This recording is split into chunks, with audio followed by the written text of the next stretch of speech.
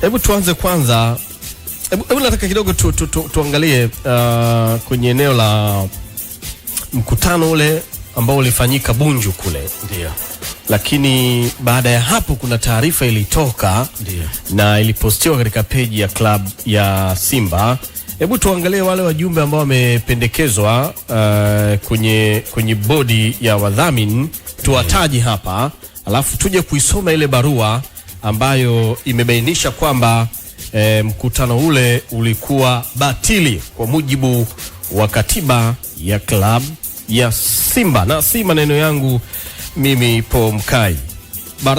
Baraza la wadhamini la klabu ya Simba Sports Club, majina ambayo yamependekezwa ni Salm Abdal Try Again, Dr. Bill Kiwia, Alhaji Ismail Mohamed, Amos Makala, Adam Mugoi, Hamad Abdallah pamoja na Hassan Hassano.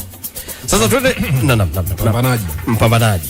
Sasa tuende tukaitazame ile barua ile. Ndio. Huku pia tukiweka mambo sawa, kuwapigia baadhi ya wadau na waandamizi pia wa klabu hiyo ya Simba, tusikie wao wana maoni gani.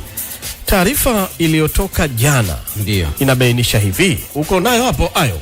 Taarifa inasema tunapenda kuwataarifu wanachama wote wa Simba kuwa hicho kilichofanyika Bunju siku ya leo, ambayo ilikuwa ni jana, sio kikao rasmi cha mkutano maalum wa Simba. Hivyo maamuzi yote yaliyotangazwa huko ni batili na kinyume cha katiba ya Simba. Kwa mujibu wa katiba ya Simba ya mwaka 2018 iliyofanywa marekebisho 2006, ibara ya 23, mkutano mkuu maalum utaandaliwa na mwenyekiti wa klabu kwa kushirikiana na bodi ya wakurugenzi. Hivyo kesho tarehe 3 ambao ni leo tutakuwa na kikao cha bodi kujadili ajenda ya mkutano mkuu maalum wa wanachama. Mtajulishwa siku maalum ya mkutano huo. Simba nguvu moja ikitolewa na Crescentius Magori, mwenyekiti wa bodi ya wakurugenzi ya klabu ya Simba Agosti 2 hapo jana.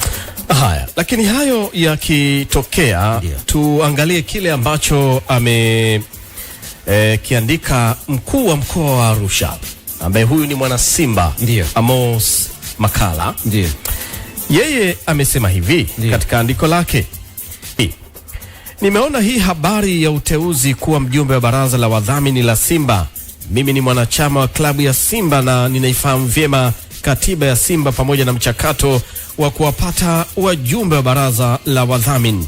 Uteuzi huu ni batili kwa sababu katiba ya Simba haikufuatwa na mimi binafsi sikushirikishwa. Sasa kamanda, yapo mengi sana ambayo tutayazungumza hapa, lakini nataka tu nipate tathmini yako kwa hiki ambacho kinaendelea ndani ya klabu ya Simba. Mwenyekiti wa klabu ameitisha mkutano na kuwatangaza wajumbe wa baraza la wadhamini, lakini mwenyekiti wa bodi ya kurugenzi anajitokeza na kutoa taarifa kwamba mkutano huo ni batili. Hapa kwanza, katika hili tu tunapata tafsiri gani kinachoendelea ndani ya Simba?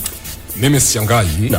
Nadhani nimekuwa nazungumza mara nyingi hapa Mkai, ukiwa shahidi na kwenye platforms zingine. Nimewahi kusema kwamba Simba ina 2 centers of power, na ni kitu ambacho kinafanya mambo ndani ya klabu yasiende. Kwa hiyo nadhani watu sasa hivi wanapata picha kwamba maisha ndani ya klabu ya Simba yakoje. Kwa sababu inaonekana kwamba kuna power struggle, yani kuna hali ya kuwania madaraka, kwamba je, timu iko chini ya bodi ya wakurugenzi, ambako mwenyekiti wa klabu yeye hayupo. Mwenyekiti naye ameitisha mkutano. Yupo kwenye bodi ya wakurugenzi. Yeye yupo, lakini ambacho nimemaanisha ni kwamba uwepo wake pale ni kama kivuli tu, kwa sababu mwenyekiti wa bodi ya wakurugenzi ambaye ni Crescentius Magori is powerful kwenye Simba kuliko Mangungu, wakati Mangungu yeye ndio mwenyekiti wa klabu kwa maana ya kuchaguliwa na kwa kupigiwa kura na wanachama. Kwa hiyo katika mazingira kama hayo, ni ngumu sana klabu kufunction, kwa sababu kwa vyovyote tu kile ambacho kinaendelea uwanjani, kwa sababu biashara kubwa ya Simba Mkai ni kucheza mechi na kushinda ili watu wafurahi. Simba sio duka, sio supermarket, sio mradi wa ujasiriamali, ni klabu ya mchezo wa mpira wa miguu. Sawa.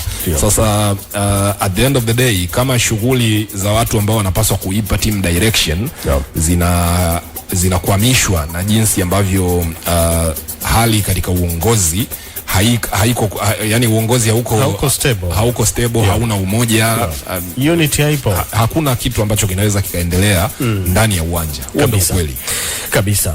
Sasa kwa faida ya msikilizaji wetu, naomba tupitie katiba ya Simba inayohusiana na mkutano mkuu. Mwenyekiti wa klabu ya Simba Multaza Mangungu, Nasibu Mkobwa, naomba endelea kufanya mawasiliano, tupashe hapa kwamba amefikia wapi. Maana yake mazungumzo haya, wakati tuna soma hivi vifungu vya katiba, na yeye pia anapaswa kuwepo hapa, kwa sababu anapaswa kutoa ufafanuzi kweli kweli. Ni nguvu ipi ambayo imemsukuma yeye kuamua kuitisha mkutano huo hapo. Sasa mkutano mkuu, ibara ya 18, ufafanuzi wa muundo.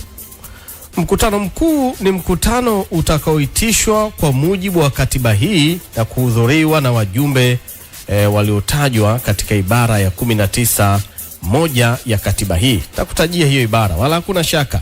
Kifungu cha kwanza hicho. 2, mkutano mkuu ulioitishwa kwa kufuata masharti ya katiba hii ndio wenye mamlaka ya kufanya maamuzi. Halikadhalika, watakaoitwa katika mkutano mkuu kama washauri ni wajumbe walioteuliwa na bodi ya wakurugenzi.